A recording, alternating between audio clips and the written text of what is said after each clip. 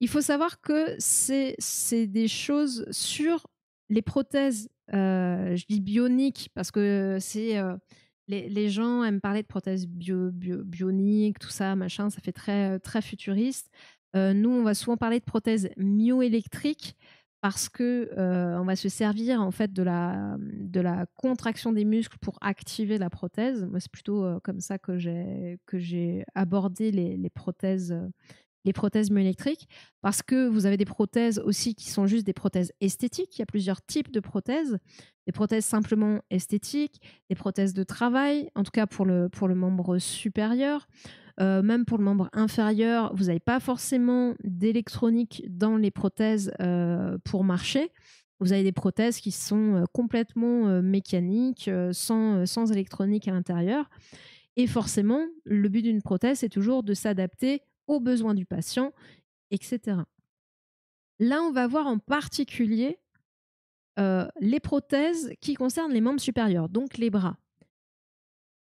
Pourquoi c'est ce qui est le plus compliqué et j'ai envie de dire presque plus intéressant, mais bon, je suis un peu biaisée peut-être. Pourquoi c'est le plus compliqué, notamment par exemple par rapport à la jambe. La jambe, alors attendez, je vais aller chercher. Je me souviens plus, Robert, je sais plus si je lui ai donné un petit nom.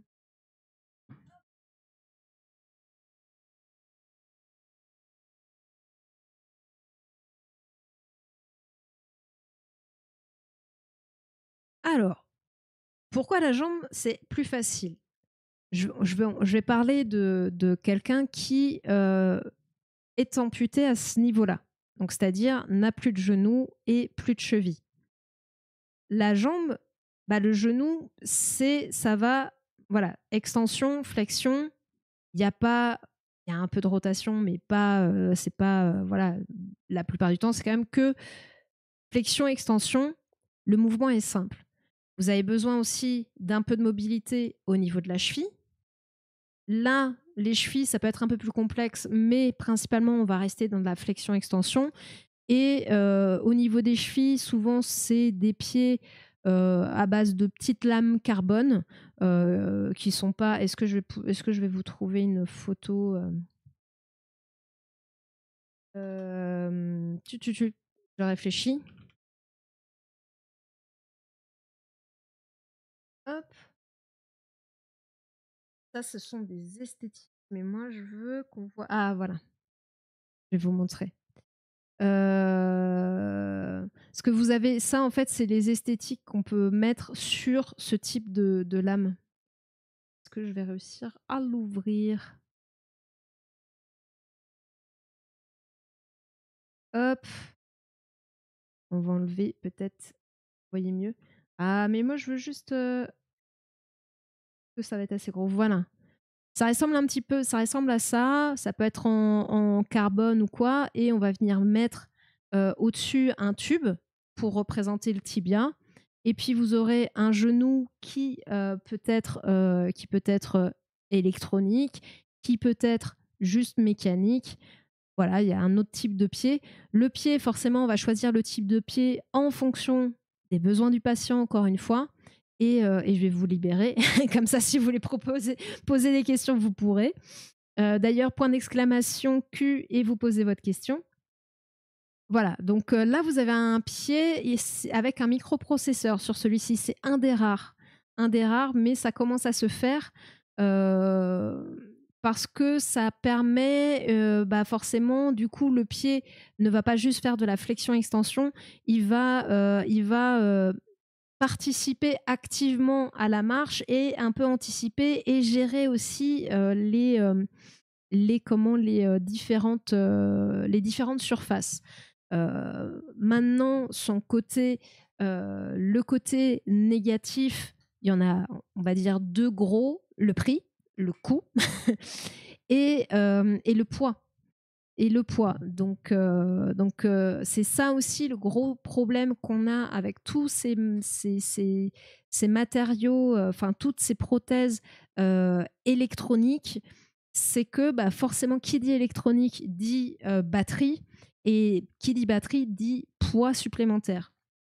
Alors qu'à la base, vous pouvez avoir une prothèse. Alors, au niveau des membres sup, ça peut être que de l'esthétique. Si je fais prothèse jambes, est-ce que la prothèse, une prothèse, c'est une emboîture. Alors, est-ce que ouais, celle-là, elle est stylée, dis donc. Mais celle-là, j'ai l'impression que l'image est un peu mieux. Hop, est-ce que je vais pouvoir zoomer? Là, en gros, alors c'est pas, je suis désolée, c'est un peu flou, mais là, c'est là où vous allez mettre le moignon. Ça s'appelle l'emboîture. Ici, vous allez mettre votre cuisse. Là, c'est pour une personne qui a été amputée au niveau, enfin, au-dessus du genou et donc qui n'a plus que sa cuisse. Donc, il y a l'emboîture. Là, vous avez, pour le coup, c'est un genou électronique et vous avez un tube. Mais ça pourrait être un genou mécanique qui serait du coup un peu moins lourd, etc. Vous avez un tube et vous avez les pieds qu'on a vus juste avant. Donc, c'est ce qu'il faut retenir, c'est qu'il y a une emboîture normalement dans laquelle on va venir mettre le moignon qui va faire vraiment le lien entre, on va dire, le reste de la prothèse et le corps du patient au final, qui va venir faire l'interaction entre les deux. Et puis, une articulation parfois juste mécanique, parfois électronique, un tube et un pied en général en carbone un peu léger, quoi. Mais encore que, je dis carbone, mais les matériaux, vraiment, c'est fonction du patient et de plein d'autres choses.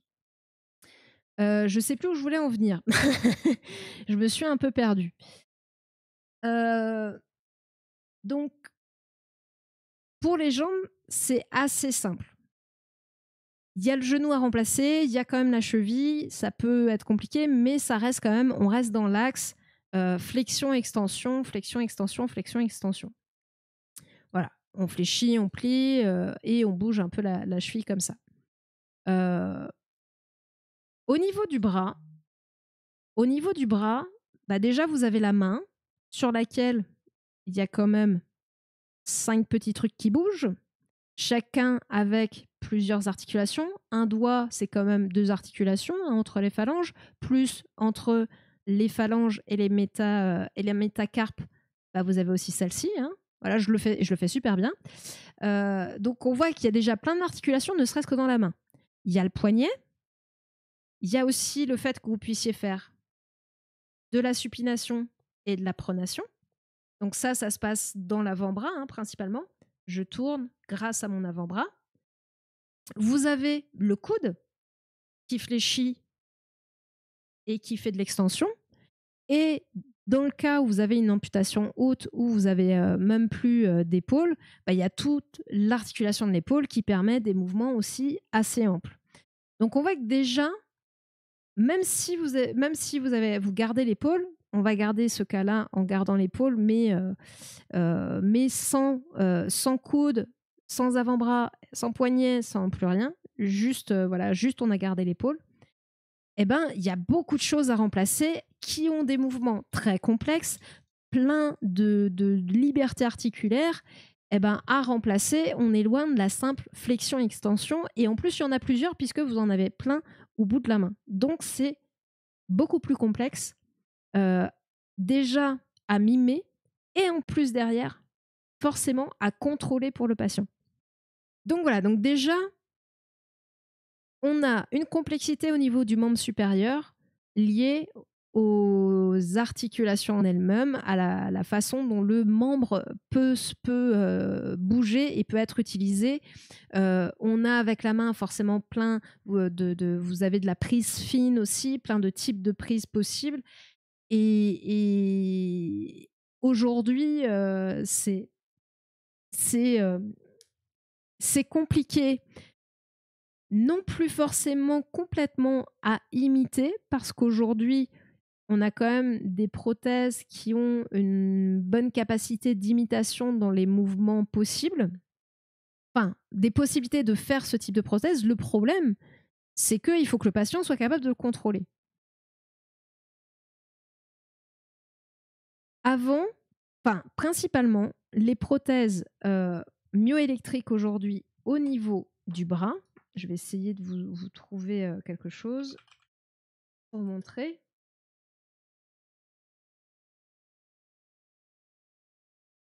Vous allez voir ça, et pourtant c'est le site d'un vendeur de prothèses, hein.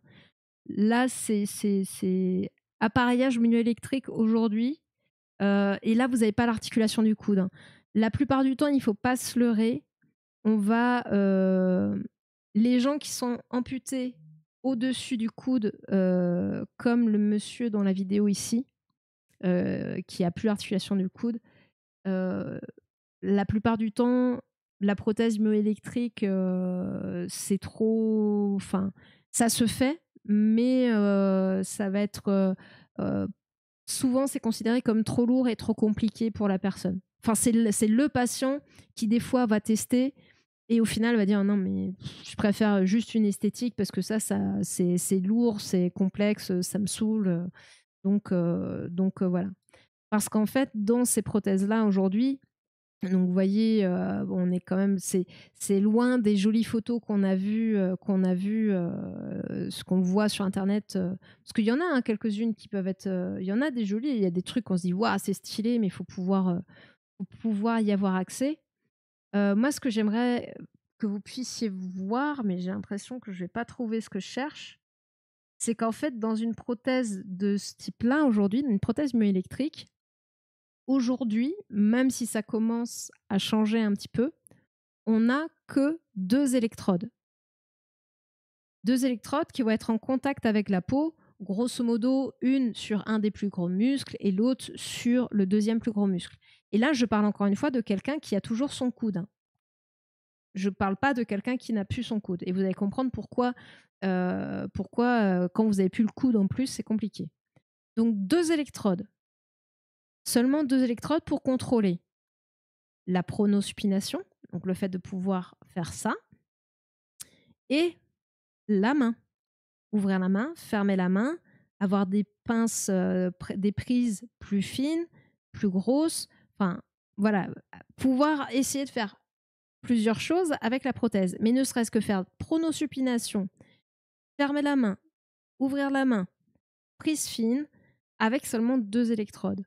Et en plus, ces électrodes vont être posées sur des muscles dont c'était pas forcément qui n'était pas, qui ne faisait pas forcément ça avant.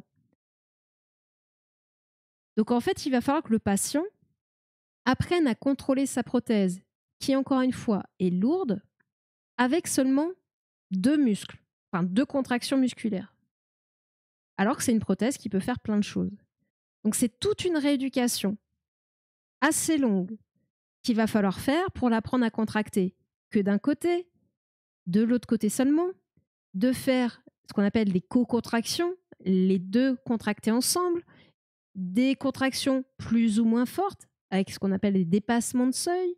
Enfin, on va utiliser plein de techniques pour essayer d'avoir une multitude d'actions possibles, mais pour ça, ça va demander d'apprendre toutes ces façons de contrôler la prothèse, puisqu'encore une fois, vous n'avez que 2 interrupteurs.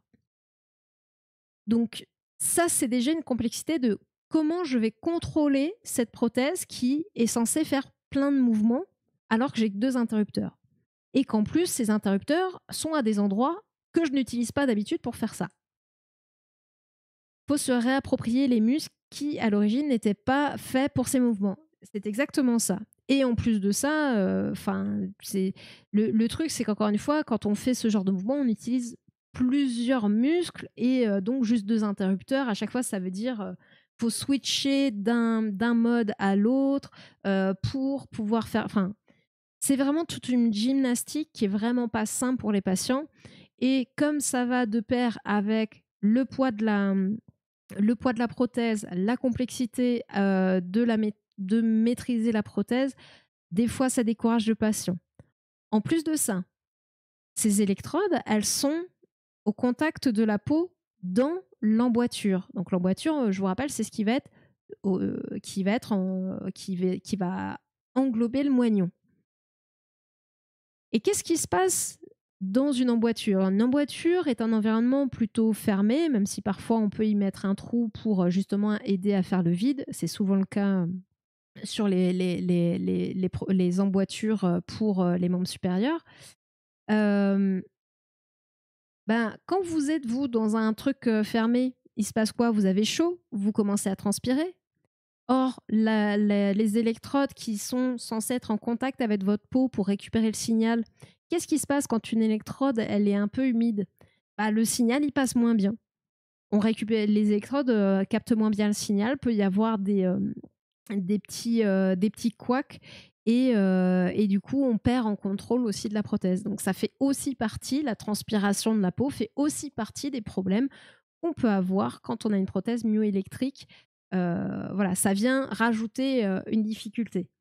Après, comme on le voit sur certaines prothèses, le côté cool, si vous avez un peu de possibilités ou un peu d'argent, parce qu'une prothèse myoélectrique, ça coûte très très cher. Hein. Une main comme ça qui fait de la pronospination avec des articulations, plusieurs types de pinces, etc. En plus, vous pouvez avoir des capteurs de pression. Enfin bref, il y a plein. C'est vraiment, on est sur de la technologie quand même très fine. Vous pouvez un peu la personnaliser, mais faut-il encore pouvoir se le payer, quoi. Je ne sais plus ce que je voulais dire. Donc on voit qu'il y a quand même certaines limitations par rapport aux prothèses pour les membres supérieurs classiques. Ah, la vidéo, elle est courte, donc elle est intéressante et c'est quelqu'un qu'on voit avec. On va faire une petite digression dans les vidéos pour passer. On est déjà dans cette vidéo en fait. Ça va être la vidéo d'une patiente qui a bénéficié. C'est la première patiente en France d'avoir bénéficié multi-amputée, d'avoir bénéficié d'une opération qu'on appelle la TMR, la Target Muscle Reinnervation. Je vais vous expliquer ce que c'est. On va regarder quand même. Je vais lancer le petit reportage et je vous expliquerai ce que c'est au fur et à mesure en fonction de ce qui sera dit sur le reportage. Que du coup, je ne sais pas ce qui est dans ce reportage. C'est une proposition d'Obli, mais je l'avais déjà vu et je crois que même que j'avais mis de côté il y a un moment. Donc merci de l'avoir ressorti. Ils mettent environ combien de temps pour parvenir à le faire fonctionner? Ça dépend des patients. Je me rappelle avoir croisé un patient, parce qu'encore une fois, moi, j'ai très, très peu fait de prothèses, mais j'étais très intéressée par toutes ces technologies et en plus, je voulais travailler chez une personne qui faisait que ça, qu'on va voir dans ce reportage et qui a été mon maître de stage pendant 2 semaines et qui malheureusement ne pouvait pas me prendre en alternance, mais avec qui ça s'était super bien passé et voilà. Et je voulais trop travailler avec lui, mais bon, c'est comme ça, c'est le jeu. Donc ça dépend vraiment des patients. Là, quand j'étais en stage, justement, j'avais eu la chance de voir une formation sur une nouvelle main bionique qui venait de sortir. Et du coup, il y avait un patient qui était là pour qu'on fasse pour la formation et la présentation de la main. Et en fait, ce patient-là, lui, il avait très rapidement réussi à maîtriser sa prothèse parce qu'il avait encore énormément de sensations, parce que peut-être qu'il avait la logique tout de suite. Enfin, il y a des gens, ça va être rapide, d'autres, ça va être beaucoup plus compliqué, trop long, et ça va pas être, ça va les gonfler en fait. Donc te dire combien de temps, je ne saurais pas te dire. En plus, moi, je m'occupe pas, c'est pas les orthoprothésistes qui s'occupent de cette rééducation-là. Parce que c'est une rééducation en fait, apprendre à quelqu'un à maîtriser sa prothèse myoélectrique, c'est une rééducation à part entière. Nous, on va faire les réglages sur les électrodes, sur l'emplacement des électrodes dans l'emboîture, mais après tout le travail de rééducation va se faire avec en général un ergo, je crois. Donc c'est difficile de te dire, ça dépend vraiment des patients. Et bonsoir le moche, comment ça va? Mais c'est une bonne question. Mais je sais qu'il y a des gens, ça peut prendre beaucoup, beaucoup de temps, quoi. Donc je vous propose qu'on regarde ça. On regarde ça et puis peut-être après on complétera avec l'autre vidéo qui va encore. Il y a d'autres technologies dans la vidéo qui sont intéressantes. Là, on rentre vraiment dans la techno de la prothèse. Mais je sais pas si c'est très clair. Vraiment, s'il y a des si s'il y a des choses qui sont pas claires, hésitez pas à me demander de réexpliquer. S'il faut que j'essaye de faire un dessin, même si on se connaît, je suis pas très douée en dessin, j'essaierai de le faire pour essayer de vous faire comprendre. Genre le coup des électrodes dans la prothèse, dans l'emboîture. Voilà. Est-ce que vous avez clairement compris l'emboîture, c'est quoi sur la prothèse? Voilà. S'il y a des choses qui sont pas claires, faut me le dire. Il n'y a pas de, il y a pas de problème. Les nerfs ont une mémoire incroyable. 12 ans après sa triple amputation, ceux de Priscille Déborah ont su retrouver leur fonction première, faire la jonction entre le cerveau et les muscles.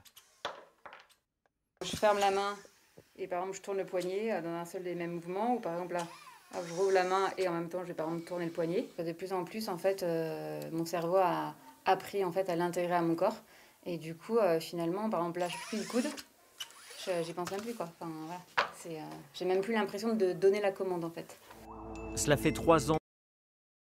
En plus, vous faire un dessin sur l'emboîture. Alors attendez. Hop, tac, tac, tac. Là, me mène là. Je vais essayer. Je vais essayer de le faire à la souris. On va voir. On va voir ce que ça va donner. Soyez indulgents. Est-ce que sur mon bonhomme, remarque, je peux pas essayer de le faire? Si on va essayer de faire ça. Il y a un truc. Hop, je vais gommer son bras. Hop.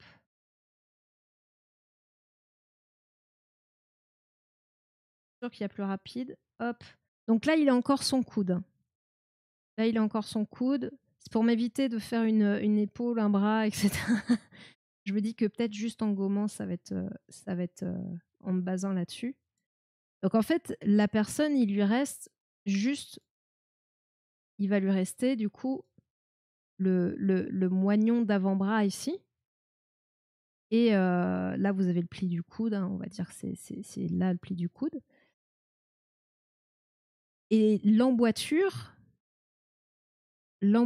c'est ce qui va venir vraiment servir de jonction. En fait, souvent c'est en fibre de carbone. Le patient n'a rien senti. Non, c'est bon, il n'a pas souffert. C'est souvent en fibre de carbone, ça peut être en fibre de verre. Les emboîtures provisoires, quand on commence à faire une emboîture, parce que forcément, fibre de carbone, fibre de verre, pour les modifier si on s'est trompé, ou si le patient aussi, parce que le patient, entre le moulage qu'on fait et la prothèse qui sort, parfois le patient peut aussi avoir des ressentis qu'il faut tenir compte une fois qu'il a l'emboîture sur son moignon. Donc c'est pour ça qu'on fait aussi des prothèses, des emboîtures test en plastique. Bonjour Titan, comment ça va? On est en pleine digression. Là, on est parti sur les prothèses bioniques. Alors, j'ai mis bionique parce que ça faisait classe, mais donc l'emboîture, alors c'est très moche, mais en gros, voilà, c'est juste pour vous montrer qu'elle va venir se placer sur le moignon. Bon, j'ai fait un moignon très très court. Dans cette emboîture, au contact de la peau, on va venir placer des électrodes. Quelle couleur va être le plus visible? Qui vont être au contact de la peau. Donc là, on va essayer de voir les muscles qui se contractent, comment ils se contractent. On va trouver l'endroit le plus intéressant et on va venir placer nos électrodes dans l'emboîture au contact de la peau. En général, ça va être de ce côté-là et de ce côté-là, grosso modo. Ça dépend des patients. L'idée, c'est d'avoir trouvé l'endroit où il y a la meilleure contraction musculaire et venir placer l'électrode au contact de la peau de ces muscles qui envoient le plus de signal, quoi. Donc, c'est pour ça qu'on fait des tests et tout. Voilà. Et ensuite, on va venir sur l'emboîture caler la main. On va rallonger de ce qu'il y a besoin. Et puis, on va venir mettre la main. C'est vraiment compliqué de le faire en dessin. Je suis vraiment pas douée. Je suis désolée. Et là, on va venir mettre la main bionique. Voilà. Alors, du coup, ça fait très très long. Magnifique ma main, mais vous comprenez l'idée. Hein. Un enfant ferait pas mieux. Mais dans le ici, vous avez la main, mais ici, vous allez avoir le processeur, la batterie, et tout ça, ça va venir rajouter du poids, quoi. D'ailleurs, le paradoxe de l'amputation au niveau de l'avant-bras, c'est qu'il faut qu'elle soit ni trop courte ni trop longue. Enfin, trop courte, oui, le problème c'est que si c'est trop court comme là sur mon dessin, le bras de levier est un peu limité, mais bon, là ça, on arrive à se dépatouiller. Mais si c'est trop long, si par exemple c'est amputé à cet endroit-là, vraiment juste après le poignet, bah là, vous n'avez pas la place pour mettre votre batterie, votre microprocesseur et tout. Donc en fait, sauf si vous ramenez la main, que vous l'amenez, la main in fine sera là, quoi. En général, c'est pas le but. Donc il y a aussi ce paradoxe-là sur les amputations au niveau des membres sup. Je sais pas si c'est plus clair avec mon dessin ou pas. Mais j'espère. Ouais, j'ai trouvé des jeux, Titan, j'ai trouvé des jeux. Si un enfant fait mieux, déjà, je me demandais ce qu'il fait. Les signes des prothèses. Bah, après, moi, j'ai besoin de faire les choses après sur ordi. Puis pourtant, je pourrais sortir mon super stylo et tout. Et on vient d'amputer un dessin, oui. Oui, je viens de faire un dessin. Je vais vous montrer pour essayer d'expliquer les prothèses de bras, un petit peu comment ça fonctionnait. Et du coup, pour ça, j'ai dû amputer mon petit bonhomme. Je peux peut-être essayer de vous résumer aussi rapidement que je peux. Si vous arrivez à comprendre mon dessin, comment fonctionne une prothèse. Mais grosso modo, vous avez une emboîture. Je ne vais pas l'amputer de ce côté. Pour le coup, je vais garder son bras en entier. Là, je vais parler d'une prothèse chez quelqu'un qu'on a amputé en dessous du coude. Donc, il a toujours son coude. Hop, donc là, on a l'emboîture qui va venir sur le moignon. Hein, la main ici, elle n'existe plus. Je vais l'enlever. Mais j'aurais fait l'emboîture avant, du coup, j'aurais un peu plus de marge. Donc, vous avez plus, il n'y a plus la main. Donc, l'emboîture va venir, le moignon va venir se mettre dans l'emboîture. Donc, c'est vraiment une interface entre la prothèse et le patient. Et salut Archibald, comment ça va? Et ensuite, on va, entre guillemets, rallonger la prothèse parce que là, on voit bien qu'on ne va pas mettre la main myoélectrique juste sur la prothèse. Il va falloir rallonger pour reprendre un petit peu de longueur. Et ensuite, on va mettre... je vais y arriver. On va mettre la main... on va installer la main myoélectrique. Alors oui, je n'ai pas vraiment de grand talent pour le dessin. Voilà, magnifique main patate qui a plus de doigts d'ailleurs. Il y a trop de doigts, mais c'est une main. Je vous garantis que... Attendez, je vais essayer de faire un petit peu mieux quand même. Hop. Voilà, on est concentré. Hein. Je fais ça à la souris. Hop, voilà. Mais pour contrôler cette main, eh ben, il nous faut un petit ordinateur parce que sinon, il ne se passe rien. Il nous faut une batterie pour alimenter l'ordinateur en sachant qu'une batterie, ça pèse lourd. Et pour qu'on ait des choses à envoyer à la main myoélectrique via l'ordinateur, il faut qu'on ait des signaux à envoyer à notre ordinateur. Et pour ça, on va venir placer au contact de la peau, dans l'emboîture, 2 électrodes. C'est aujourd'hui ce qui est le plus fait. Il y a eu des évolutions.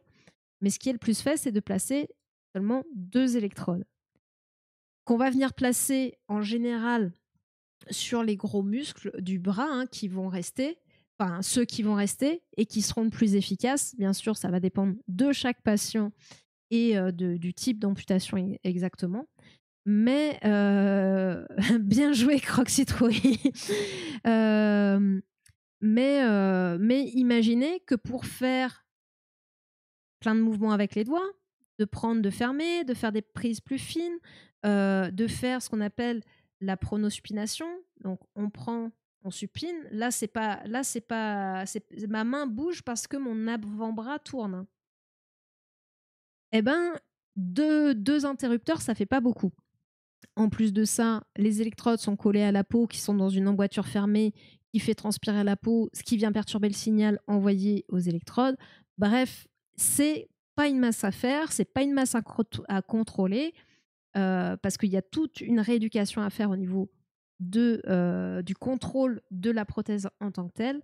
Et en plus de ça, eh ben, c'est lourd. Donc, beaucoup de patients, en général, se détournent et vont plutôt vers des prothèses esthétiques ou des prothèses de travail, selon les besoins de chaque patient. Mais la myoélectrique, pour ces différentes difficultés, n'est pas forcément hyper plébiscité par eux. Donc voilà, là on était en train, mais je pense que je vais revenir au début carrément, parce que de voir une patiente qui est pluriamputée, qui va se faire opérer au niveau du bras. Enfin, on va voir une nouvelle technique d'opération pour justement, je vous disais, il n'y a que 2 électrodes, et ces 2 électrodes-là, en plus, sont sur des muscles qui, à la base, ne sont pas forcément voués à faire les mouvements pronospination, fermer, ouvrir la main. Donc, c'est pour ça que c'est une rééducation qui est lourde, qui demande aux patients de réfléchir pour contrôler la prothèse, et c'est vraiment pas simple. Il y a aussi le problème, quand vous rajoutez l'articulation du coude à maîtriser, là, la plupart du temps, les personnes qui sont amputées au-dessus du coude vont peut-être, quand ils vont être sur des prothèses myoélectriques, parce que myo-muscle, vont peut-être avoir une main bionique, mais par contre un coude mécanique. Coude mécanique, ça veut dire que eux, en gros, ils vont venir placer le coude dans un angle en fonction de ce qu'ils vont faire, vont verrouiller le coude dans cette position et vont faire ce qu'ils ont à faire. Ils passent à autre chose, tac, ils déverrouillent mécaniquement le coude. Voilà, ils ne contrôlent pas de façon électrique le coude, mais seulement la main. Ça, c'est ce qu'on voit le plus souvent quand il n'y a plus le coude, quoi.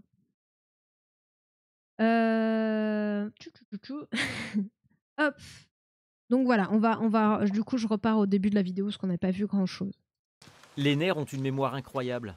12 ans après sa triple amputation, ceux de Priscille Déborah ont su retrouver leur fonction première, faire la jonction entre le cerveau et les muscles. Je ferme la main et par exemple je tourne le poignet dans un seul des mêmes mouvements, ou par exemple là, je rouvre la main et en même temps je vais par exemple tourner le poignet. De plus en plus en fait... Là, vous avez vu son coude, elle le contrôle électroniquement. C'est pas mécanique, comme je vous ai dit. Attendez, je vais vous montrer. On voit le coude, c'est elle qui le maîtrise.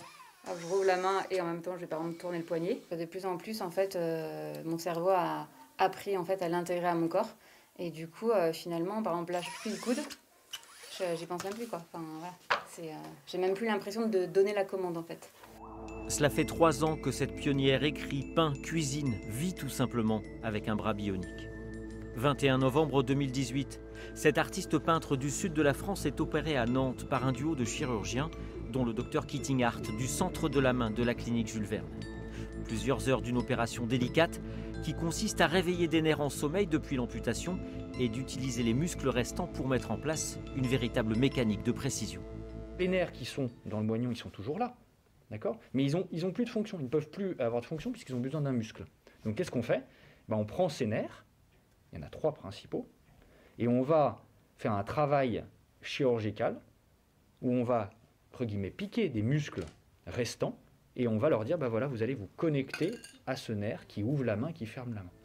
Résultat, En gros, je vais essayer de reprendre mon schéma. Parce qu'à la base, j'avais sorti mon schéma pour faire ça, pas pour faire ce que j'ai fait finalement.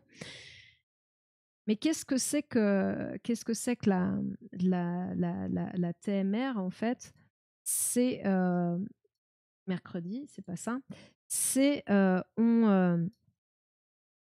effectivement le bras il est coupé, mais par contre tous les câbles qui normalement, imaginons ici il y avait un câble qui allait jusqu'à tel muscle, hop, je sais pas pour aller jusque là, bah oui il est coupé, oui il y a plus le muscle vers lequel il allait. Il a plus sa destination, voilà, le message est rompu. Ben, on va servir des muscles restants pour rediriger ce nerf. Par exemple, je sais pas, je vais mettre dans le biceps, par exemple. Hop, pour le mettre dans le biceps. Et du coup, quand la personne va penser au geste qu'elle faisait avant, imaginons fermer sa main, eh ben, on va avoir une contraction qui va se créer au niveau du biceps, dans une partie du biceps.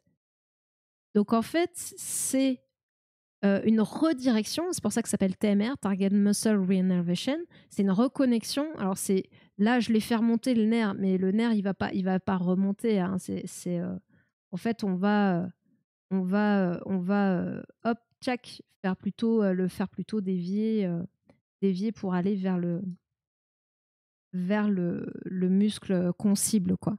Donc ça peut être dans un muscle. Là, j'ai pris l'exemple du biceps. Je sais que ça se fait aussi au niveau du pec.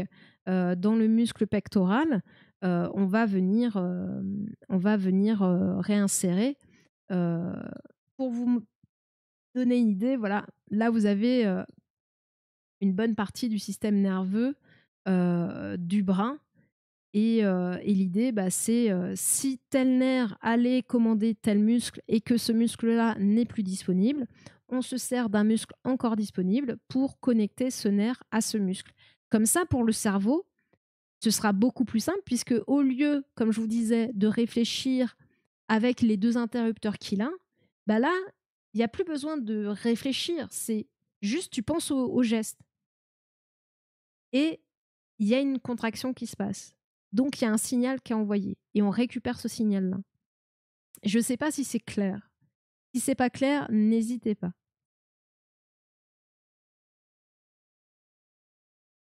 Ah oui, mince, il y a la commande bouger. C'est compliqué. On va essayer de faire le premier reportage.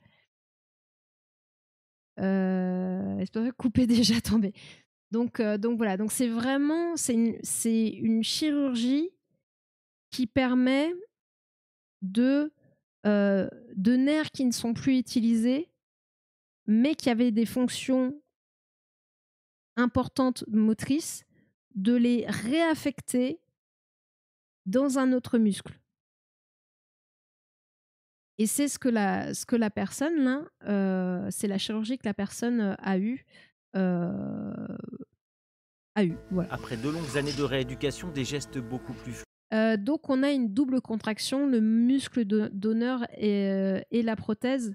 Bah, le muscle, en fait, l'idée, c'est d'aller le muscle, par exemple, le biceps. Tu peux aller mettre la contraction peut-être plus à un endroit donné et permettre quand même une contraction du biceps habituel. Après, là, si tu n'as plus de coude, le biceps dans la flexion de coude, du coup, n'intervient plus. Donc, tu peux te permettre de rediriger sa fonction, quoi. C'est là où je dirais que il y a une petite subtilité qui est un peu délicate. Parce que ton muscle, il ne le désinnerve pas de sa fonction d'origine. Donc, on pourrait... après, il va... Enfin, selon le mouvement, le muscle va se contracter par rapport à sa nouvelle fonction qui lui a été donnée, mais peut-être qu'il n'a pas besoin de se contracter pour autre chose en même temps, quoi. Fluide précis et donc moins de fatigue musculaire et cérébrale pour les... Il y en a 3 principaux. Et on va faire un travail chirurgical où on va, entre guillemets, piquer des muscles restants et on va leur dire, bah voilà, vous allez vous connecter à ce nerf qui ouvre la main, qui ferme la main. Résultat, après de longues années de rééducation, des gestes beaucoup plus fluides, précis et donc moins de fatigue musculaire et cérébrale pour les effectuer. Voilà, toutes les mains technique font mise au pas des point aux 360. États-Unis, qui permet également de lutter contre la douleur. Ça va le bras là?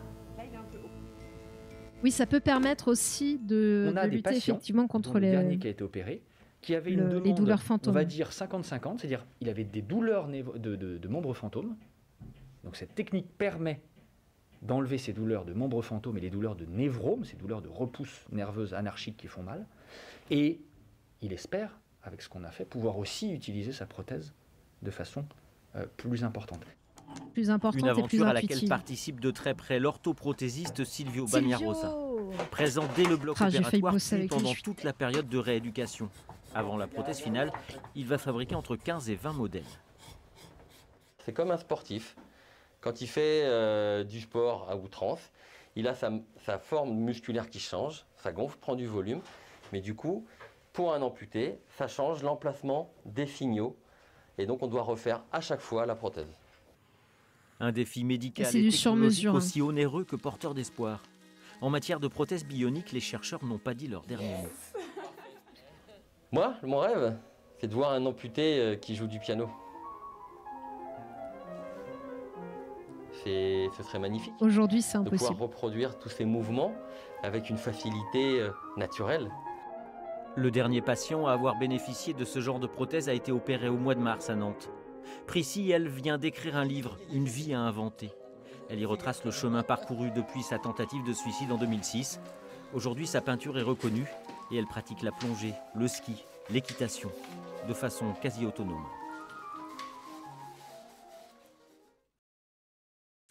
Alors, c'était un chouette reportage. Après, il manque plein d'infos techniques qu'on va aborder. Je vois Oblique, tu as marqué névrome, je suppose. Quand il a dit le terme, je me suis dit, est-ce que c'est clair comme il explique? Névrome, c'est effectivement comme il l'a défini, hein, c'est une repousse anarchique du nerf. Donc là, je reprends mon nerf, hop. Ici, imaginons, ça coupe. Et en fait, le nerf va continuer éventuellement à repousser, mais ce qui fait qu'il va créer plutôt, il va se replier sur lui-même, ça va être une repousse anarchique, il n'y a plus rien à les connecter. Et souvent, les névromes, ce sont des endroits douloureux. Donc lié à cette repousse anarchique. Donc voilà ce que c'est un névrome. Non, mais je sens bien que vous essayez de me dire quelque chose, mais Euh, c'est de oui, vous la mince. phrase, vous l'avez entendue. Merci. Donc je disais, hop, on a le nerf, on fait la coupe, et ensuite, le nerf tente de repousser, sauf qu'il va repousser quasiment sur lui-même, et ça va créer une repousse anarchique qui va créer une zone douloureuse.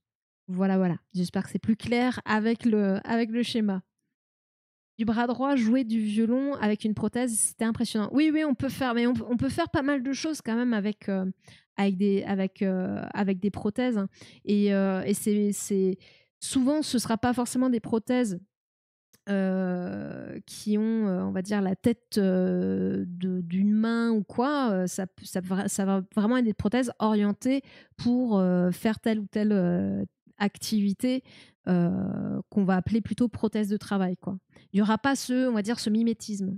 Mais oui, on peut faire pas mal de choses. Après, c'est toujours pareil, c'est une question de prise en charge ou de moyens financiers. Parce que la Sécu ne prend pas tout en charge, loin de là. Très, très loin de là. Le suffixe homme, c'est tumeur, pas dans le sens cancer, mais dans le sens premier, qui est une prolifération de taille non habituelle de cellules. Merci, Duke. C'est trop bien parce que t'as le... t'as tout le vocabulaire et tout, et la précision que parfois il peut me manquer, parce que je suis ortho, hein, je suis paramètre, il me manque voilà, plein des choses. Des fois, je peux manquer de précision. Comme je disais, hein, je suis plutôt généraliste, hein, et plutôt dans l'anatomie aussi. Déjà, l'arc, c'est pas simple. Ouais. Pour en faire pas mal d'arquerie, une prothèse aurait fort à faire avec. Oui, oui. Et puis après, on peut aussi avoir des trucs qui font que, genre, tu viens, tu as des systèmes où juste tu croches la corde, l'autre bras tend, et il y a un système pour déclencher. Mais ça, j'en ai jamais fait. Je sais que ça existe, mais j'en ai jamais eu l'occasion d'en faire. Moi, c'est vraiment la prothèse à la base, mais il faut savoir que dans la prothèse, à la base, c'est ce que j'aurais aimé faire, mais dans la prothèse, au final, des prothèses avec de la technologie et tout ça, Silvio, c'était la première patiente à être opérée avec une TMR en France, à être appareillée avec un appareillage adapté, parce qu'en plus de ça, derrière, pour le coup, cette patiente, si je ne me trompe pas, elle n'avait pas que 2 capteurs pour le coup. Il y a eu aussi une technologie qui a été utilisée dans ce cas, où on a pu utiliser, je crois que chez elle, il y avait minimum 3 électrodes, si ce n'est plus. Donc, il y a aussi ça, quoi. Mais ça reste, peut-être que ça devient, c'est de plus en plus proposé en France depuis cette chire, mais ça reste rare. Et tout comme les prothèses de bras myoélectriques, la plupart des patients, ce sont des prothèses plus classiques, quoi. Et pour le membre inférieur, donc pour les jambes, 90% des patients, c'est quand même souvent du mécanique. Il n'y a pas d'électronique. Et les technologies, quand il y a de l'électronique dans un genou, il n'y a pas d'électrode, comme sur les prothèses de bras. Parce qu'en fait, c'est juste que dans le genou de la prothèse, il y a plusieurs récepteurs particuliers, des accéléromètres, gyromètres, etc., qui vont eux-mêmes calculer la vitesse de la jambe et du coup adapter la flexion du genou en fonction de ça. Donc il n'y a pas de question de de contraction musculaire ou quoi. Il y a des prototypes qui sont en cours pour apporter ça, mais aujourd'hui, dans le grand public, il n'y en a pas. C'est vraiment la prothèse électronique au niveau du bras, de l'avant-bras et du bras qui est encore, où c'est encore très compliqué, encore une fois, parce que ce sont des articulations et des mouvements très complexes à reproduire et à contrôler pour le patient, avec les muscles qui lui restent, quoi. Il est tout recroquevillé là comme une petite boule. Pour le coup, quid du 360 au niveau panier? Pourquoi? Comment? Bah, là, il y a des prothèses myoélectriques qui... T'inquiète, suis bien, c'est pas compliqué. Merci Duke. Mais alors, après, moi, je suis contente parce que ça rajoute de la précision. Et puis, si je me trompe, moi, j'ai aucun souci aussi. Je sais que voilà, je peux me tromper et d'être corrigée avec bienveillance. Il n'y a pas de problème. Le 360, c'est... Il y a des prothèses qui ne l'ont pas. Il y en a qui l'ont. C'est fonction du constructeur. Après, pourquoi pas?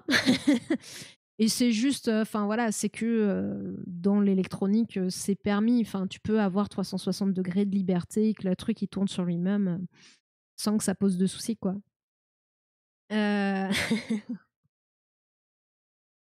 Donc voilà, là, il manquait quand même pas mal de choses sur la deuxième, qui était à la base la première vidéo qu'on était parti pour regarder. Alors, c'est une vidéo qui est en anglais. J'ai mis en traduction automatique. Je ne sais pas ce que ça va donner, mais bref. Déjà, il y a peut-être un truc que vous pouvez remarquer rien que sur cette première photo.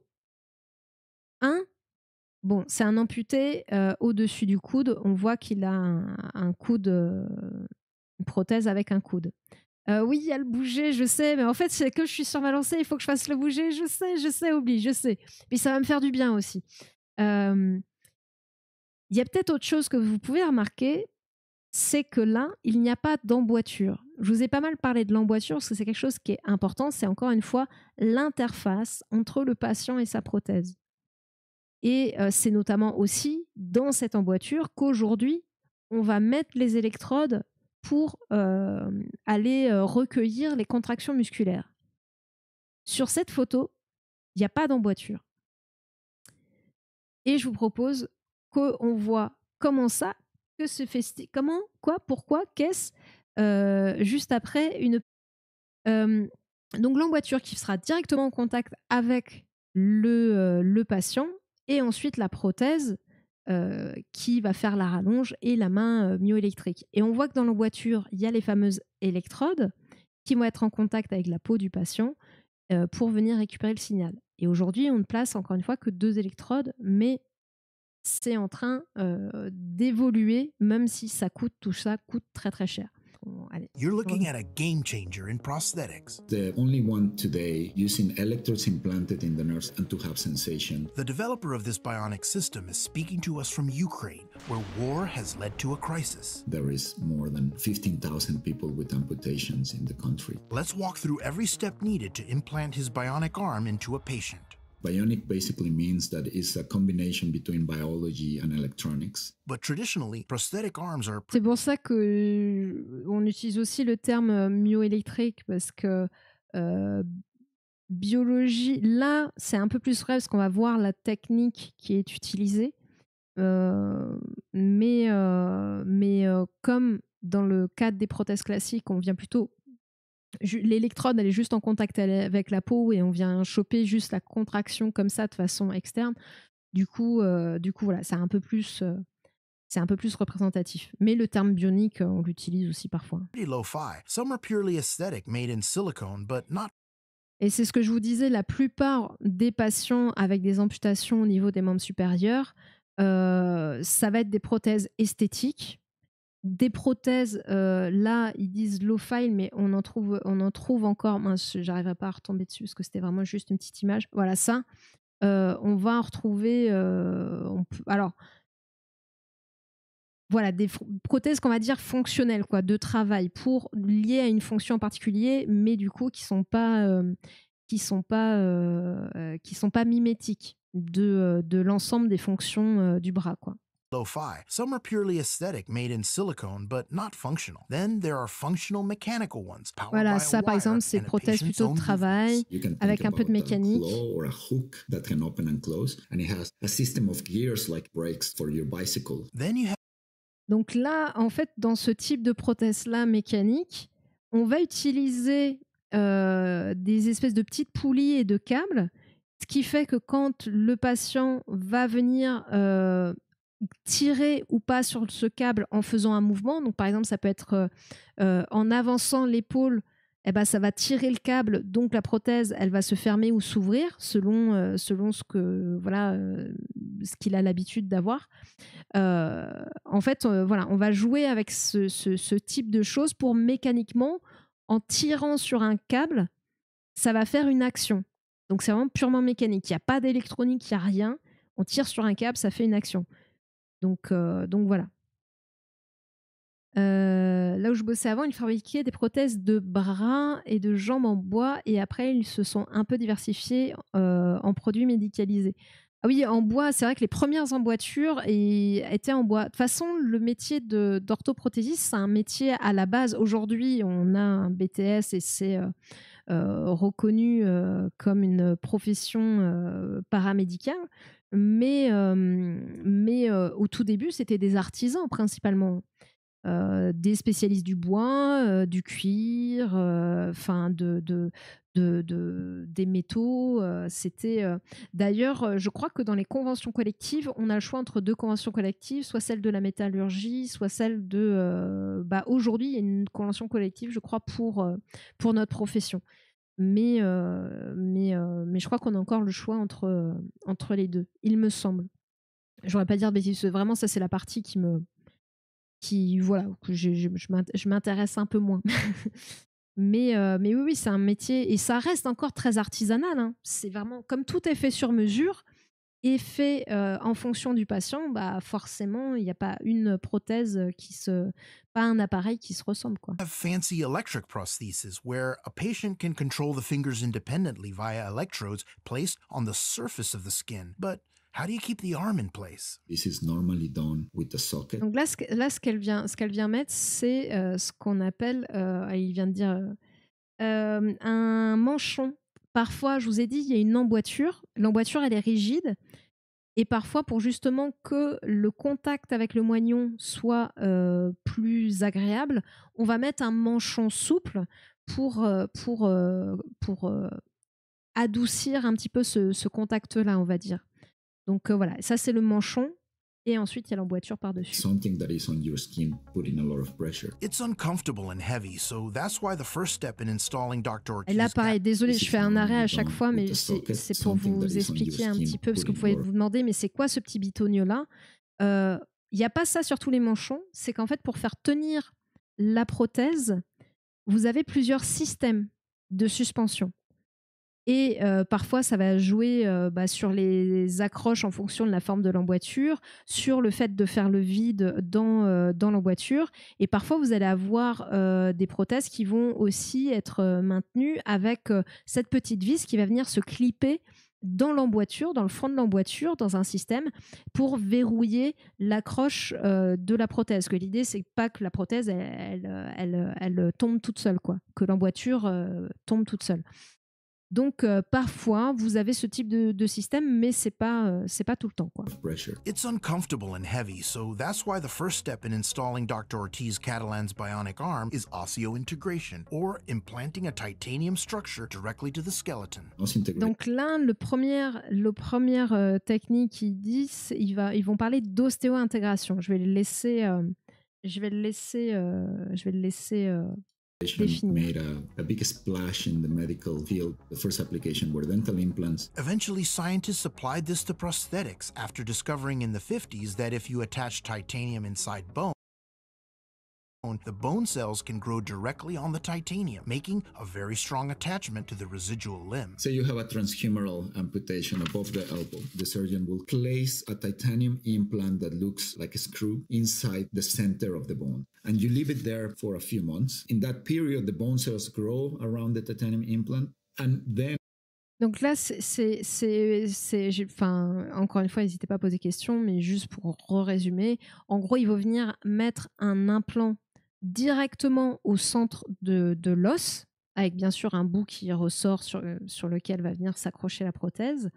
Et en fait, l'avantage du titane, c'est que l'os va venir se refaire autour du titane. Donc, ce qui va consolider vraiment l'accroche de cette barre de titane dans l'os, quoi. You place a portion of the implant that comes out through the skin, and that's where you're going to connect your prosthesis. Implanting into a residual limb that has been amputated below the elbow has its own challenges because there are two smaller bones, the radius and the ulna, and they move independently from each other. So they will move. Voilà, là ce qu'ils expliquent, c'est que quand c'est que l'humérus c'est l'os de l'avant-bras, hop, c'est cet os-là, effectivement, il n'y en a qu'un, mais quand vous êtes au niveau de l'avant-bras, il y a 2 os, donc c'est un petit peu plus complexe. Et du coup, voilà, là, il explique comment c'est possible. They will move like this, and they will also move in their own axis. So we develop an artificial joint that allows for those movements to take place while preserving a natural orbit for the movement. Now, the next step is to surgically implant the Alors, l'ostéo-intégration, comme ça sur le papier, ça a l'air génial et tout, parce que ça permet de plus avoir d'emboîture, de plus avoir de la complexité à réfléchir au système de suspension, hein, du fait que l'emboîture ne bouge pas. Donc voilà, et du coup, on va pouvoir aussi appliquer des contraintes plus fortes, hein, parce que c'est sûr que le titane dans l'os va beaucoup mieux maintenir dans tous les cas qu'une emboîture qui tiendra, par exemple, avec du vide. Enfin, il y aura possibilité d'exercer plus de contraintes dessus. En revanche, vous avez quand même un implant qui vient passer, qui sort de la peau et qui crée du coup à la jonction une entrée potentielle pour d'éventuelles infections. Donc c'est pas non plus l'ostéo-intégration, on peut pas parler de quelque chose qui est sans risque. Aujourd'hui, à ma connaissance, mais je peux me tromper, ça a pu évoluer, mais c'est pas du tout une solution qui va être privilégiée aux personnes amputées, parce que il y a un risque d'infection au niveau de la sortie en fait de l'implant, quoi.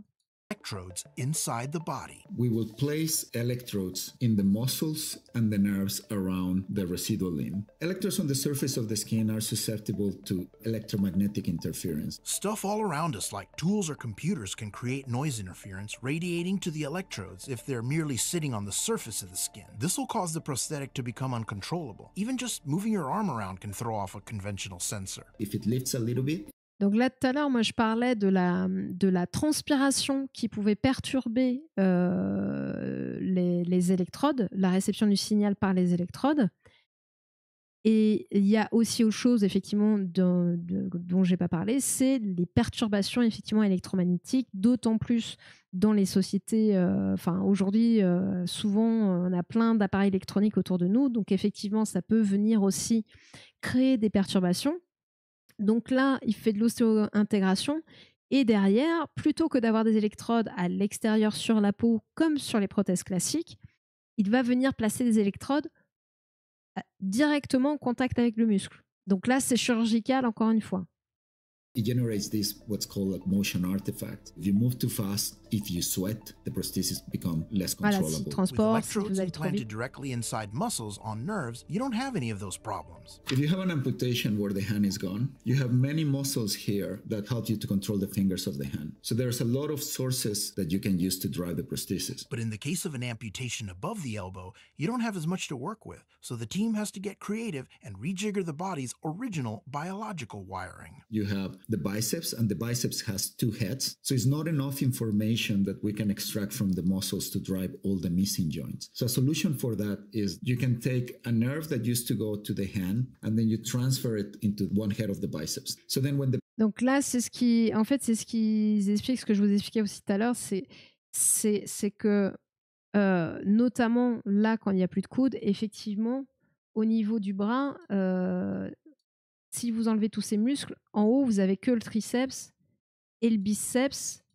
Bon, il y a plusieurs chefs, mais il y a 2 chefs dans le biceps, mais ça reste hyper light pour pouvoir remplacer, envoyer des signaux comparé au nombre de muscles que vous avez dans l'avant-bras ici. Voilà, vous voyez qu'on en décompte déjà pas mal. Je ne sais même pas combien il y en a exactement dans l'avant-bras et qui permettent de contrôler les mouvements justement de la main et de l'avant-bras. Donc, il va combiner le fait d'implanter des électrodes directement dans le muscle avec la technique qu'on a vue juste avant de la TMR, c'est-à-dire d'utiliser les nerfs qui allaient, là on voit qu'il y a des nerfs qui vont dans ces muscles, et ben même s'il n'y a plus les muscles, le nerf en haut, ici, il peut éventuellement toujours être présent, donc il va le rediriger vers un autre muscle en gros, il va zombifier, si on pourrait dire, le muscle en lui envoyant d'autres signaux, mais qui seront beaucoup plus intuitifs pour le patient, plutôt que de réfléchir à là, il faut que je contracte comme ça pour faire tel muscle et tout. Encore une fois, l'idée, c'est de retrouver de l'intuitivité. Et donc, c'est la combinaison de la TMR plus des électrodes implantées directement dans le The muscle. patient thinks about closing the hand. This part of the muscle will contract, the short head. There are 3 big nerves in the arm: the radial, the ulnar, and the median, which allows you to control these 3 fingers. Donc là, ils disent qu'il y a 3 nerfs principaux. Les noms, c'est l'ulnaire. Oh purée, en plus je les connais. Hein, le radial et il y en a Nerves in the arm: le the dernier, je sais radial, the ulnar, and the median, Et which le allows médian. you to control these 3 Tout simplement. fingers. Basically, a nerve is a collection of axons which are bundled into fascicles. Donc là, il explique ce que c'est un nerf. Donc c'est un regroupement en fait de plein d'axones. Un axone, on va regarder, on va regarder une petite. Hop. On va revenir aux neurones. Hop. Touc. Hop. Tac. Donc un neurone, vous avez le noyau, ça c'est un seul neurone. Le noyau, le neurone, l'axone qui est le long câble, et ensuite les terminaisons qui vont venir ici, transmettre l'information via les synapses au neurone suivant, et ainsi de suite. Et en fait, dans un nerf, vous avez tout un tas d'axones. Donc vous avez plein de ça qui sont réunis. C'est vraiment comme dans comme dans des câbles de communication. Vous avez peut-être le câble de votre ligne téléphonique, mais qui va rejoindre d'autres câbles de tous vos voisins si vous êtes dans un immeuble. Et au final, vous aurez un gros câble qui va réunir tous ces câbles-là des différentes connexions, des différents appartements. C'est un peu l'idée. Voilà, grosso modo. Et c'est ce qu'ils expliquent là.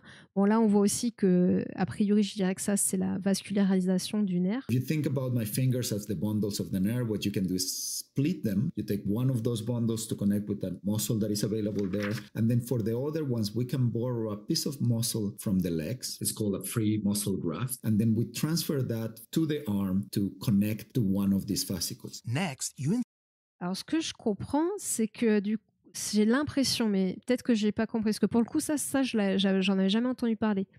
De ce que je comprends, c'est que pour essayer d'avoir la complexité des mouvements, enfin d'avoir autant que faire se peut les muscles, les contractions souhaitées, parce qu'encore une fois, plus vous allez avoir de connexion et de contraction, donc de signal, plus vous allez avoir de fluidité derrière et de possibilités de mouvement. Et si j'ai bien compris, c'est qu'ils vont, du coup, pour compléter la greffe, ils vont même mettre des petits bouts d'un autre muscle au bout des nerfs pour avoir encore des signaux différents, c'est ça? Pour compléter encore le truc? J'ai l'impression que c'est ça, hein. J'ai peut-être peut-être que j'ai mal compris. Si jamais j'ai mal compris et que vous avez mieux compris que moi, n'hésitez pas à me corriger. Mais alors ça, j'en avais jamais entendu parler.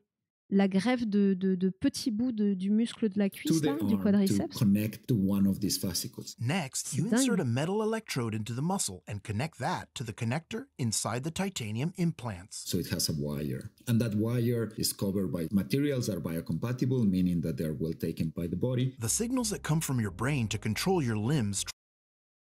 C'est ce que je comprends aussi. Ok, ouais. Et quand je vois un peu quand ils parlent des électrodes où ils les implantent, on voit qu'il y a sur le muscle qui est là, mais on voit aussi qu'il y a sur ces petites greffes. Donc ça me paraît effectivement cohérent avec ça. J'avoue que là je suis bluffée. C'est un truc pour lequel j'en avais jamais entendu parler de cette partie. Mais la vidéo, elle a 1 an et moi j'avais vu des vidéos, mais il y a plusieurs années sur ces technologies-là, donc je vois que c'est encore step up, quoi. C'est complètement dingue. Et il disait que les matériaux étaient forcément biocompatibles et absorbés par le corps sans problème, quoi. So it has a wire. Et tout ça est connecté dans un truc au niveau de l'implant en titane qui a été mis dans l'os, puisqu'il y avait la partie ostéo-intégration avant. Et du coup, parce que c'est bien beau d'avoir ces électrodes au niveau des muscles pour capter les infos, les contractions musculaires. Parce que je pense que aussi, peut-être qu'il faut que je précise, peut-être que beaucoup d'entre vous pensent quand on parle d'électrodes qu'on va capter un signal nerveux. En fait, les signaux nerveux sont beaucoup trop faibles pour qu'on puisse les capter. Aujourd'hui, on n'a pas de technologie qui permet de capter vraiment le signal du nerf. En tout cas, pas qu'il soit utilisable dans ce genre de contexte. Donc en fait, on va pas venir capter le signal du nerf, mais de la contraction du muscle engendrée par le signal du nerf. Le nerf envoie un message au muscle, le muscle se contracte et ça, on peut le capter. Le signal est assez fort pour qu'on puisse le capter. Donc c'est peut-être que j'aurais dû le préciser depuis le début, ça. Bref, les électrodes captent ces contractions, d'où la greffe de muscles supplémentaires derrière. C'est ça que je trouvais dingue et que je ne connaissais pas. Et l'ensemble du coup de ces signaux est envoyé dans la mèche en titane qu'on a mis dans l'os dans la procédure d'ostéo-intégration. And that wire is covered by materials that are biocompatible, meaning that they're well taken by the body. The signals that come from your brain to control your limbs travel through nerves, but these organic signals are relatively weak, about 10,000 times smaller than the strength of the signals generated by these new electric plugs. So in a way, the implanted electrodes use the muscle like a loudspeaker, amplifying the signals from the brain to the muscles and to the prosthesis. L'idée des muscles, d'utiliser les muscles, c'est d'amplifier effectivement le signal des nerfs. The implantable part has no batteries. All the power happens in the prosthesis. You can think about it as a USB port into the nervous system. The next step involves training the AI and the bionic loudspeaker, amplifying the signals from the brain to the muscles and to the prosthesis. The implantable part has no batteries. All the power happens in the prosthesis. You can think about it as a USB port into the nervous system. The next step involves training Donc the AI. là, si vous vous demandiez comment les électrodes fonctionnent, en fait, il n'y a pas de batterie, il n'y a rien. C'est vraiment toute la partie batterie ou quoi et est au niveau de la prothèse à l'extérieur. Et il dit, il faut comparer ça un peu à une clé USB, quoi. Qui a pas besoin de batterie, vous la connectez, ça envoie des données, quoi. And the bionic hand CPU to understand what the signals from the brain mean. The way we control our limbs is by electric signals coming down through the nerves to the muscles, and these come in the form of electric impulses. Those signals are captured by the electronics of the prosthesis, so they travel down to the prosthesis where there is the brain of the prosthesis, understands what those signals are. But that CPU in the prosthesis doesn't automatically know what those patterns of activation mean. The AI needs to be trained. What we do is we tell En fait, là, c'est le cerveau, bien sûr, envoie le signal via les nerfs aux muscles pour obtenir un mouvement. Là, il y a quand même des grosses modifs qui ont été faites au niveau du corps. Il manque un bout. On a réorienté les nerfs vers un autre muscle. Bref, on a fait quand même pas mal de choses. Et le truc bien, comme je vous disais, c'est qu'au lieu d'avoir que des électrodes, on a un ensemble d'électrodes. Et en plus, ils sont connectés à des signaux envoyés par des nerfs qui étaient à l'origine là pour faire un mouvement particulier. Donc là, l'entraînement, il va être là pour regarder quand le patient pense à tel mouvement, quels sont les signaux envoyés par les électrodes, en gros, quel muscle va se contracter. Et on va regarder un petit peu ce schéma global de contraction, de multicontraction, de multisignaux, voir quel schéma correspond à quel mouvement pour le patient. De façon, après, à calibrer la prothèse, le petit ordinateur de bord de la prothèse, en fonction de ces schémas. Tiens, il y a tel schéma de multicontraction, ça équivaut à tel mouvement, et on va ramener beaucoup de fluidité. Parce que le patient n'a pas besoin de vraiment réfléchir. Il pense à faire le mouvement comme il faisait avant. Enfin, c'est le but, en tout cas, de toute cette technique et cette technologie. Et le mouvement se fait. Il y a moins la phase d'apprentissage dur. Là, c'est plus un apprentissage par l'ordinateur des schémas, donc de l'IA presque. Enfin, maintenant, tout est IA, mais voilà, c'est un apprentissage en tout cas. Donc, c'est plus l'ordinateur qui doit apprendre que le patient. tell the patient, try to close your hand, and then we record signals. And then we say, try to open your hand, and we record the signals. And then the team labels that action for the AI, translating neural signals from the brain into code that is now understood by the tiny computer in the prosthetic arm, which then engages its robotic motors to move in specific ways. The next step involves training the patient using software. This was actually the first time we saw the patient after the surgery. We connected it to a virtual reality system. Those two cables coming out of the implants are sending signals wirelessly to the computer where they are interpreted and used to control a virtual limb. This trains the muscles and makes the signals more distinct and reliable in preparation for when the patient gets their bionic limb. But this... Il y a quand même un apprentissage du patient. Encore une fois, l'idée, c'est que ce soit beaucoup plus instinctif. Faut pas oublier aussi que ces patients sont des précurseurs de toutes ces techniques, qu'il y a encore de l'apprentissage aussi de la part aussi alors, en chirurgie aussi, mais de tout ce qui va être électronique, des ordinateurs. Tous ces paramètres-là sont aussi en apprentissage par rapport à ces technologies-là. Donc oui, le patient ne pourra pas s'affranchir aujourd'hui d'un minimum d'apprentissage, de rééducation, mais encore une fois, l'objectif, c'est que ce soit beaucoup plus fluide et plus instinctif que ce qui existe aujourd'hui. This training also addresses another challenge that arises from amputation. After you have an amputation, there's pain that remains from something called phantom limb pain, which is caused by the brain getting confused and imagining that the missing limb is frozen or twisting in awkward ways. So I developed some technologies to treat phantom limb pain. We coupled those with virtual and augmented reality so the patient can engage the same neural resources that were used to control the hand. This helps them reduce their pain. This training is useful. Donc ça c'est la partie cool. Alors on voit que c'est pas forcément que les patients qui vont avoir la super technologie, la d'ostéo-intégration et tout, mais utiliser la chirurgie de TMR, de Target Muscle Reinnervation, va potentiellement, et en plus de la réalité virtuelle, va peut aider le patient avec ses douleurs fantômes en combinant l'intervention sur les nerfs et aussi le fait de pouvoir, quand il ressent, de visualiser du coup sa jambe, même si c'est virtuel, et chez certains patients ça peut aider. Donc voilà, il y a plein de choses qui sont essayées par rapport aux douleurs fantômes parce qu'effectivement c'est aujourd'hui très compliqué. Il y a des patients chez qui ça va marcher, d'autres chez qui ça ne marchera moins ou peu ou pas.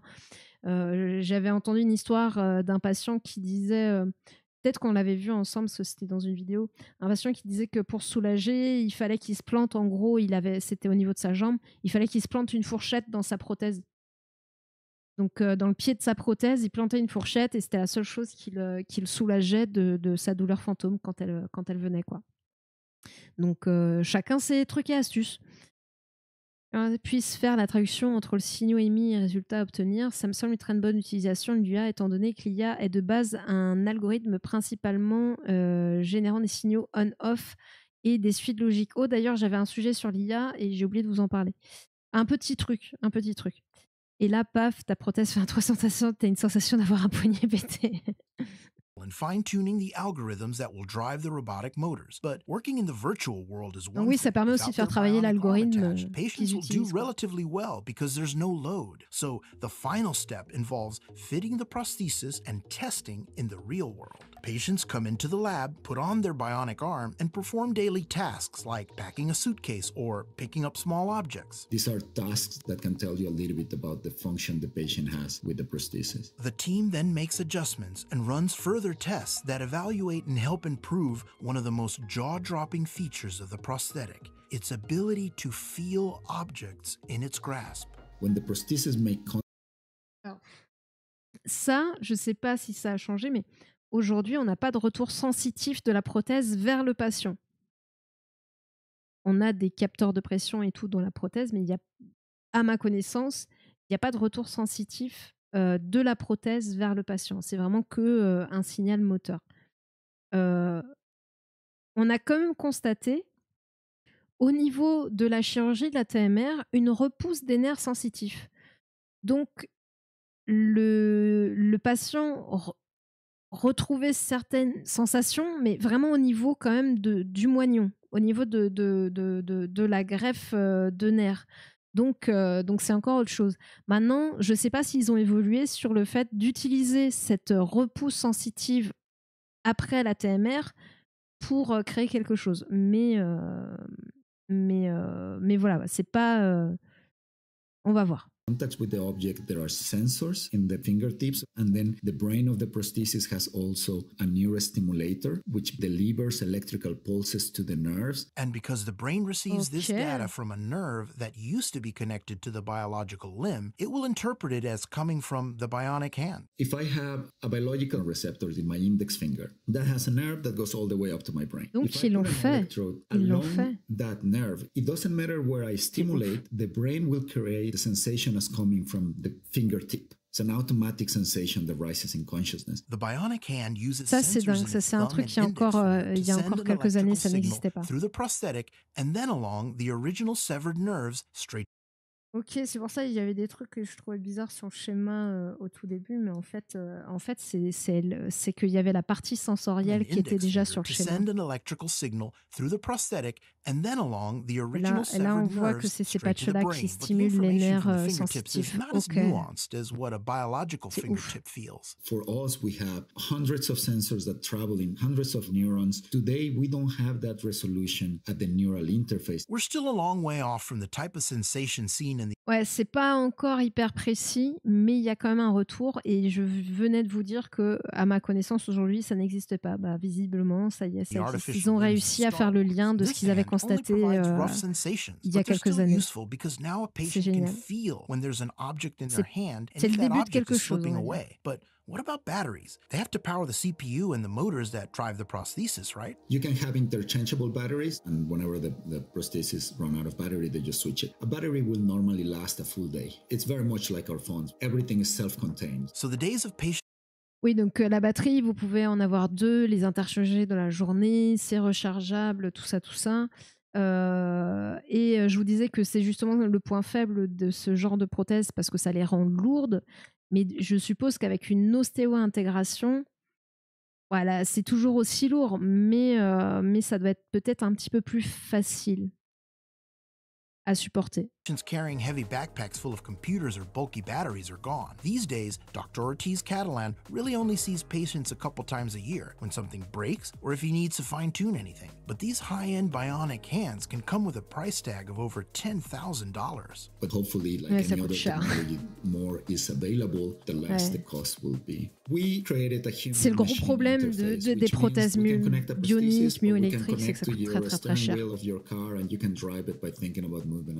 You can integrate it to whatever your imagination wants. Cool. So can we make humans stronger, cyborg style? There will be companies that think about human augmentation, making a human jump higher, run faster, carry Alors ça, c'est des exosquelettes aujourd'hui, voilà, qui sont à but pour aider à soulager les charges. That's something that we haven't achieved from the robotic side. Personally, I got involved in prosthetic devices because I wanted to solve problems, and I'm in the business of bionic medicine. There's so many problems out there that have not been solved when it comes to disabilities that I feel that it's more important that we focus on that.